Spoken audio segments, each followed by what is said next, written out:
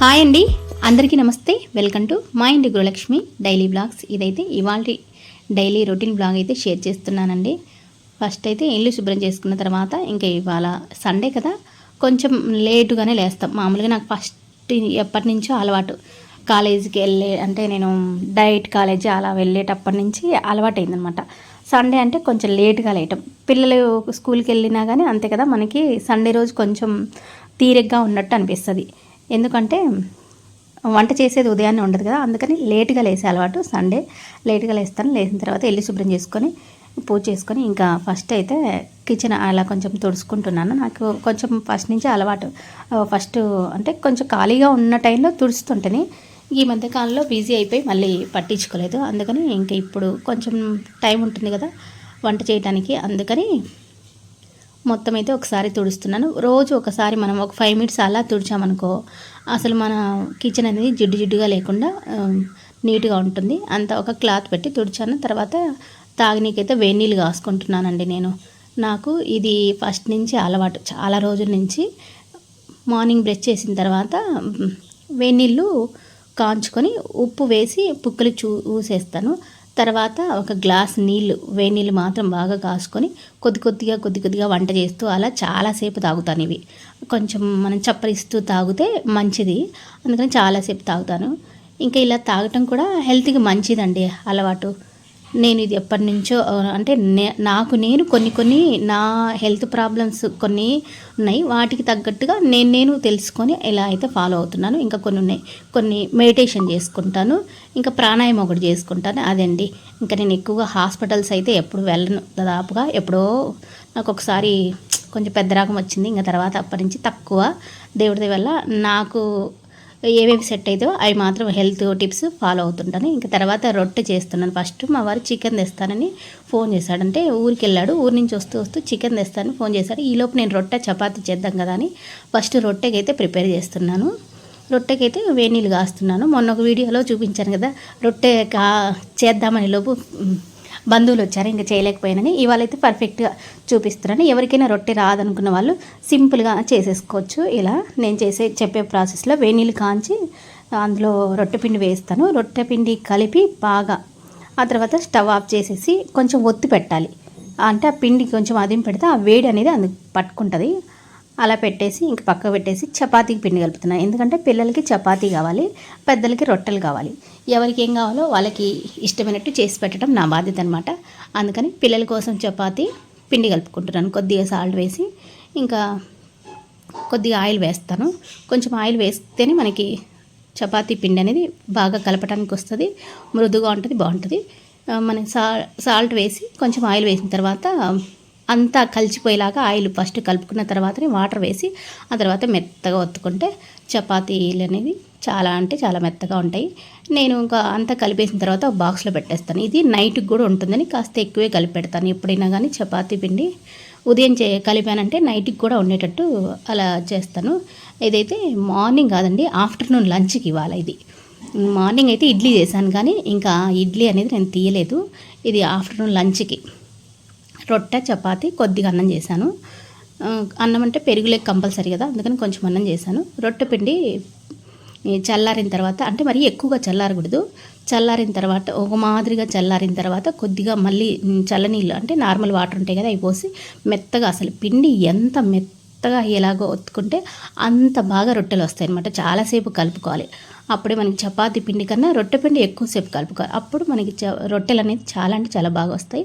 ఇంకా మనం ఎంత సైజు చేయాలో అంత సైజు 4 ముద్దలు అయ్యాయి నేను తీసుకున్న పిండికి. అవి 4 భాగాలు చేసి పక్కనైతే పెట్టేశాను రొట్టెకి. ఇంకా ఒక్కసారి చేత్తో నీళ్ళు అద్దుకొని, నార్మల్ వాటర్ ఉంటాయి కదా, ఆ వాటర్తో చేత్తో అద్దుకుంటూ ఇలా ఒత్తుకోవాలి. ఒక 20 సార్లన్నా అలా బాగా ఒత్తుకుంటే మనకి రొట్టె అనేది బాగా వస్తుంది. నేనైతే ఇంక ఈ బండ మీదే చేస్తున్నానండి. ఎందుకంటే నా రొట్టె పీట అనేది ఒక కాలు ఇరిగిపోయి అది పక్కన పడేసాను, చాలా రోజులైంది. అంతకుముందు పీట మీద చేస్తుంటాను కానీ ఇప్పుడు చేయట్లేదు. ఇంకా ఈ బండ మీదే బాగా వస్తుంది, అందుకని ఇక్కడే చేస్తున్నాను.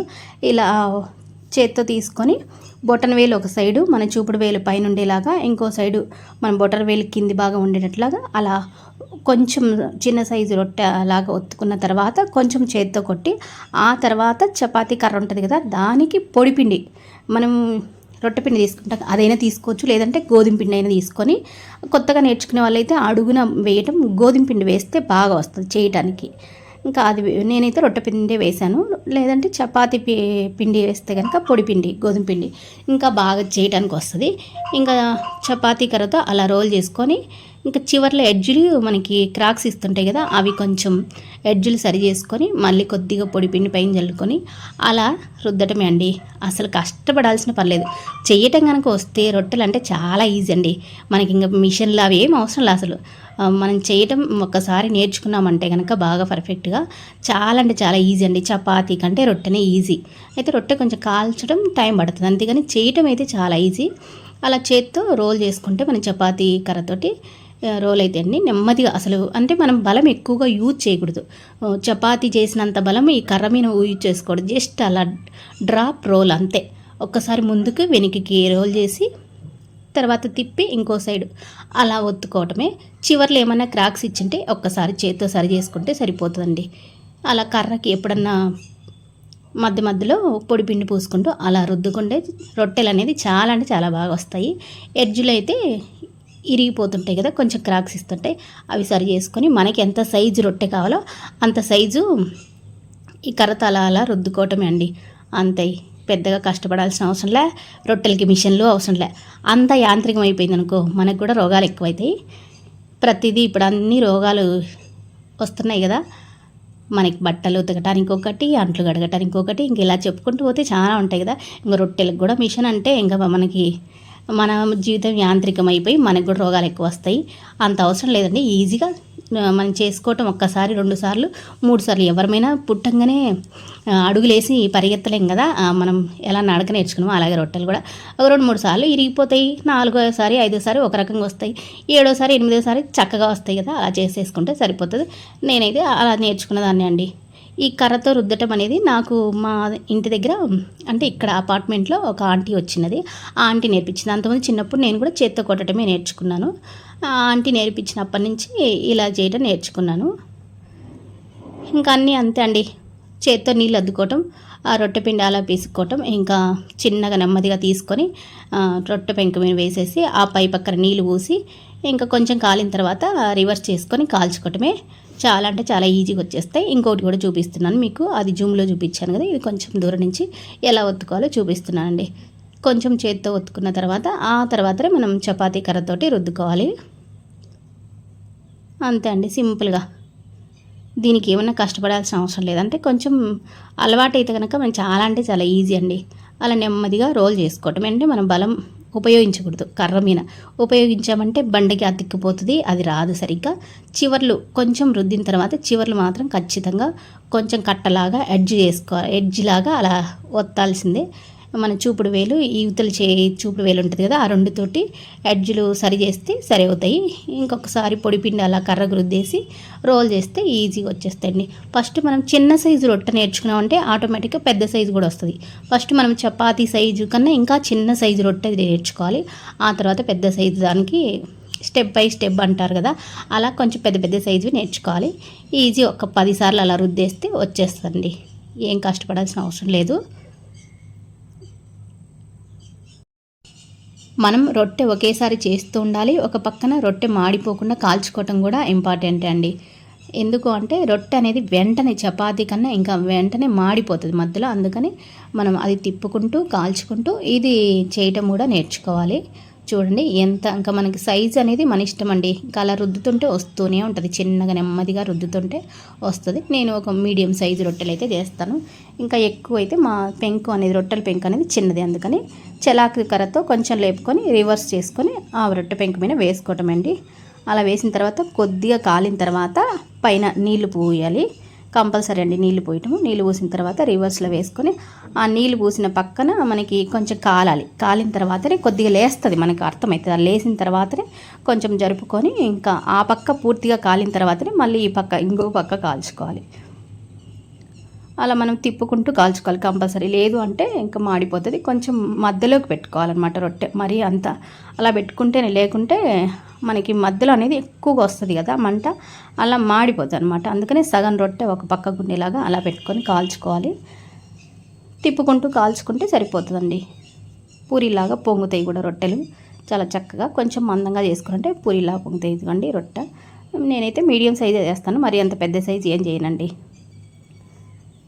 నేనైతే ఇదే ప్రాసెస్లో రొట్టెలు అయితే ఫాస్ట్గా చేసుకుంటాను. నాకు ఇంకా కర్రకి కొంచెం హోల్ కాదు, కొంచెం బొరలాగా కొంచెం లేచిపోయింది అనమాట. అందుకని ఇంకా నాకు కొంచెం బొరలు పడతాయి. కానీ లేదు అంటే ఇంకా కర్ర అనేది స్మూత్గా ఉంటే ఇంకా బాగా వచ్చేస్తాయి. అలా ఫాస్ట్గా చేసుకొని 4 రొట్టెలు చాలా తక్కువ టైంలోనే చేసేసుకోవచ్చు అండి. కొంచెం కాలనీకే టైం పడుతుంది. ఒకరు కాల్చే వాళ్ళు ఉంటే ఇంకా ఈజీగా అయిపోతుంది. నేను ఎక్కువ మా అత్తయ్య కాలుస్తుంది. ఇవాళ అయితే రాలేదు, కానీ తను పడుకుంది. మధ్యాహ్నం టైం కదా, మా అత్తయ్య పడుకుంటుంది. ఇంకా తను పడుకుందిలని నేనే కాల్ చేశాను అనమాట. అలా ఒకరు మనకు కాల్చే వాళ్ళు ఉంటే ఇంకా బాగా వస్తాయి, పూరీలాగా పొంగుతాయి అనమాట. నేను 4 రొట్టెలు చేశాను. కొద్దిగా అన్నము, కొంచెం చపాతీలు. ఇవ్వండి 4 రొట్టెలు కాల్చిన తర్వాత మళ్ళీ చపాతీ పిండి కలిపి పెట్టాను కదా, ఆ చపాతీలు కూడా 3 చేశాను. ఫస్ట్ మా అబ్బాయి ఆకలి అంటుంటే ఇంకా చపాతీలు అయితే ముందే చేసి పెట్టాను. ఎప్పుడు ఎవరికి కావాలో వాళ్ళకి అప్పుడు చేసి ఇస్తాను. ఇంకా రొట్టెలు అయితే ఒకేసారి కాల్చేస్తానండి. చపాతీలు కూడా మడత వేసి కాల్చిస్తాను. పిండి బాగా మెత్తగా అంటే చాలాసేపు నానిందనుకో మెత్తగా ఉంటాయి చపాతీలు. ఒకవేళ మనం వెంటనే చేయాలనుకో, ఎప్పుడన్నా కొంచెం వేడి నీళ్ళు పోసి కలుపుకుంటే కనుక చపాతీలు అనేది మెత్తగా వస్తాయండి. ఇంకా నేను ఆయిల్ అయితే ఏం అప్లై చేయలేదు, కానీ మడత వేసి చేస్తాను. పొడి పిండి వేసి చేస్తున్నాను. ఆయిల్ కూడా కొంచెం చపాతీలో తక్కువే అండి, ఎక్కువే వేయను కాల్చడానికి కూడా. ఇంకా నేను రొట్టెలు చపాతీలు ఒకే పెంక మీద కాల్చుకుంటాం మేము. ఎప్పుడైనా రోజు డైలీ దాదాపుగా నైట్కి రొట్టెలు చపాతీలు 2 ఉంటాయి మా ఇంట్లో. ఎందుకంటే పిల్లలు ఎక్కువగా 1-2 అన్నా వాళ్ళ చపాతీలు కావాలి, సగం రొట్టె తీసుకుంటారు, ఇంకా 1-2 చపాతీలు తీసుకుంటారు. అందుకని కొంచెం చపాతీ కొన్ని రొట్టెలు అలా చేస్తాను. పిండి అయితే కలిపెట్టి మధ్యాహ్నం కలిపెట్టుకుంటాను. ఒక్కొక్కసారి చపాతీ పిండి, ఒక్కొక్కసారి ఇంకా ఈవినింగ్ కలిపేస్తాను. ముందే కొంచెం ఈవినింగ్ అంటే 6కి ఆ టైంలో కలిపెట్టామనుకో 7-8 చేసుకుంటే మనకి పిండి అప్పటికి నానుతుంది, మెత్తగా ఉంటాయి చపాతీలు. 3 చపాతీలు వేసి పక్కన పెట్టేశానండి. ఇంకా ఇవన్నీ చేసేలోపు దాదాపుగా నాకు 1 గంట పట్టిందనమాట. అంటే నాకు వీడియో తీసుకుంటూ చేశాను కదా, లేదంటే తొందరనే అయిపోతుంది, ఈజీగానే. అర్ధగంట కూడా పట్టదండి. నేను రొట్టెలు చపాతీ చేసిన తర్వాత చికెన్ కూడా చేశానండి. నా స్టైల్లో ఎలా ఉంటుందో ఒకసారి చూపిస్తాను ఇక్కడ. అంటే ఒక్కొక్కరికి ఒక్కొక్క స్టైల్ ఉంటుంది కదా చికెన్ చేయటం కానీ మటన్ ఇవి. నేనైతే కొంచెం గ్రేవీ పులుసులాగా అయితే చేశాను. అది ఎలా చేశానో ఇక్కడ చూపిస్తాను. చికెన్ తెచ్చిన తర్వాత కత్తిపీటతోటి కొంచెం పెద్ద సైజు ముక్కల్ని మీడియం సైజుగా కట్ చేసి పక్కన పెట్టుకున్నానండి. కడగలేదు, కడిగితే ముందే కడిగితే చికెన్ అనేది చప్పబడిపోతుంది. అందుకని మసాలాలన్నీ రెడీ చేసిన తర్వాత ఆ తర్వాత కడుగుతాను. ఫస్ట్ అయితే మసాలాలకి అన్నీ వెల్లుల్లి, కొంచెం ఒక పెద్ద గడ్డ ఉంటుంది కదా, వెల్లుల్లి రెబ్బలు ఓల్చి మా అత్తయ్య పక్కన పెట్టిందంటే ఇవన్నీ కడిగింది మా అత్తయ్య అనమాట. మా అత్తయ్య పాత్ర ఉంది ఇట్లలో, ఎందుకంటే కొంచెం హెల్ప్ చేస్తుంది ఇలాంటివి. ఇంకా కొంచెం వెల్లుల్లి, అల్లము, పచ్చిమిర్చి, ఒక ఆనియన్, టమాటో, కొత్తిమీర అవన్నీ తీసుకున్నానండి. ఇది ఈ కొత్తిమీర, అల్లం, వెల్లుల్లి అవన్నీ వేసి మెత్తగా పేస్ట్ చేసుకున్నాను. ఇది పక్కన పెట్టుకున్నాను. ఇందులో కొద్దిగా ఉప్పు వేసి పట్టాను. తర్వాత ధనియాలు ఉంటాయి కదా, ధనియాలు, చెక్క, లవంగాలు అవి కూడా వేయించి పక్కన పెట్టుకున్నాను. తర్వాత నాన్ వెజ్లోకి కొంచెం ఆయిల్ ఎక్కువగానే పడుతుందండి, కొంచెం ఆయిల్ ఎక్కువగానే తీసుకున్నాను. తర్వాత ఆయిల్ హీట్ ఎక్కిన తర్వాత అందులో కొద్దిగా మెంతులు వేసి సన్నగా కట్ చేసిన ఉల్లిపాయ ముక్కలు, తర్వాత కరివేపాకు, పచ్చిమిర్చి వేసాను. పచ్చిమిర్చి ఇడ్లీలోకి నేను మగ్గించి పెట్టినాను, చట్నీలోకి అవి కొంచెం ఎక్కువ అయ్యాయని ఇక్కడ వేసాను. చికెన్ కడిగిన తర్వాత మనకు హోల్స్ గిన్నె ఉంటుంది కదా, అందులో వేస్తే ఆ నీళ్ళు కూడా కింద దిగిపోతాయి. అప్పుడు చికెన్ అనేది నీచు వాసన లేకుండా, ఆ నీళ్ళు అనేది లేకుండా ఉంటే నీచు వాసన లేకుండా ఉంటుంది. ఇంకా చికెన్ కూడా ఇందులో వేసి తర్వాత పసుపు వేస్తున్నానండి. పసుపు వేసిన తర్వాత ఇంకా మనం అల్లం, వెల్లుల్లి, కొత్తిమీర వేసి పేస్ట్ చేసి పెట్టాను కదా, అదంతా ఇందులో వేసి బాగా కలిపేస్తున్నాను అండి. ఇప్పుడు మనం తాలింపు వేసిన తర్వాత హై ఫ్లేమ్లో పెట్టుకోవాలి ఇదంతా వేసిన తర్వాత. లేదు అంటే చికెన్ అనేది చప్పబడిపోతుంది. హై ఫ్లేమ్లో పెట్టి మూత పెట్టానండి. మూత పెడితే కొద్దిగా ఈ నీళ్ళంతా పోయాక దాదాపుగా ఉడికించుకోవాలి. ఈ నీళ్ళంతా పోతేనే మనకి చికెన్ అనేది టేస్ట్గా ఉంటుంది. ఇంకా అంటే నేను మధ్యలో మూత తీసి చూపిస్తున్నాను మీకు. ఇదిగోండి బాగా ఉడుకుతుంది. మనం నీళ్ళు వేయకపోయినా కానీ ఆల్రెడీ కడిగింటాము, అందులో ఉన్న నీళ్ళు మనం కొత్తిమీర అది గ్రేవీ చేసేసాం కదా, అందులో ఉన్న నీరు అలా కనిపిస్తుంది. ఇప్పుడైతే కొద్దిగా సాల్ట్ వేసాను. సాల్ట్ అనేది కొంచెం అల్లం వెల్లుల్లి పేస్ట్లో కూడా కొద్దిగా వేసాను, కొంచెం తగ్గించేసాను. తర్వాత మూత పెట్టానండి, అది హై ఫ్లేమ్లో పెట్టాను. అది బాగా ఉడుకుతుంది. ఈలోపు మళ్ళీ ఇంకొక రకం పేస్ట్ వేస్తాను.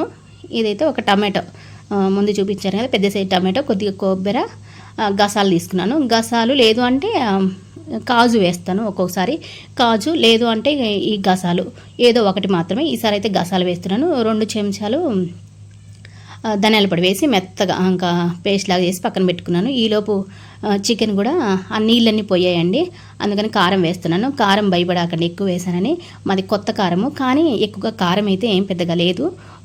నాన్ వెజ్ అంటే కొంచెం మేము బాగా స్పైసీగానే తింటాము, అందుకని ఒక 3 స్పూన్లు అలా వేసాను. ఆ కారం వేసిన తర్వాత మళ్ళీ హై ఫ్లేమ్లో పెట్టి మూత పెట్టేశాను. బాగా అది ఒక 2 నిమిషాల దాకా ఉడకాలి. ఆ ఉడికి ఆయిల్ అంతా పైకి వచ్చింది చూడండి. అలా ఉడికిన తర్వాత ఇప్పుడు మనం టమాటా, కొబ్బరి ఇది వేసి పేస్ట్ చేసుకున్నాం కదా, ఇదంతా కూడా ఇందులో వేసి బాగా హై ఫ్లేమ్లో పెట్టి ఉడికించాలి. అప్పుడు చికెన్ అనేది చాలా అంటే చాలా టేస్ట్గా ఉంటుంది. ఇప్పుడైతే కలిపెడుతున్నాను అదంతా వేసిన తర్వాత. ఇంకా ఆ తర్వాత ఉడికిన తర్వాత ఒక 2 నిమిషాలు ఉడికిన తర్వాత కొంచెం వాటర్ అయితే యాడ్ చేసుకోవాలి. అంటే మనకి ఎంత అవసరమో అన్ని వాటర్ యాడ్ చేసుకొని హై ఫ్లేమ్లో పెట్టుకోవాలి కంపల్సరీగా వాటర్ వేసిన తర్వాత, లేదంటే మొక్క చప్పబడిపోతుంది. ఎందుకంటే నేను కొంచెం వాటర్ వేసి ఉడికించాను. మా ఇంట్లో కొంచెం ఇలా రొట్టెలేకి తినాలంటే కొంచెం గ్రేవీ ఇష్టపడతారు చికెన్. మరి మా మామయ్యకి ముఖ్యంగా కొంచెం పులుసు ఉండాలి, అందుకని కొంచెం నేను గ్రేవీగానే చేస్తాను. ఫ్రై చేయాలంటే సపరేట్ చేస్తాను. ఇంక ఈసారి ఒకే రకం చేశానండి. అంతా ఉడికిన తర్వాత పైన కొత్తిమీర వేసానండి. ముక్క మనకి పట్టుకుంటే తెలుస్తుంది కదా, ఎక్స్పీరియన్స్ ఉన్న వాళ్ళకి అసలు పట్టుకోకుండానే తెలుస్తుంది ముక్క ఎంత ఉడికింది, ఎంత టైం పట్టింది అనేది. ఇంకా అంతా అయిపోయిన తర్వాత చికెన్ అయితే సర్వ్ చేశానండి మా అబ్బాయికి. ఇంకా అక్కడికి పాపం లేట్ అయింది. ఇంకా నా స్టైల్లో ఇంతే అండి చికెను చేయటము. ఇంక ఈ వీడియో కూడా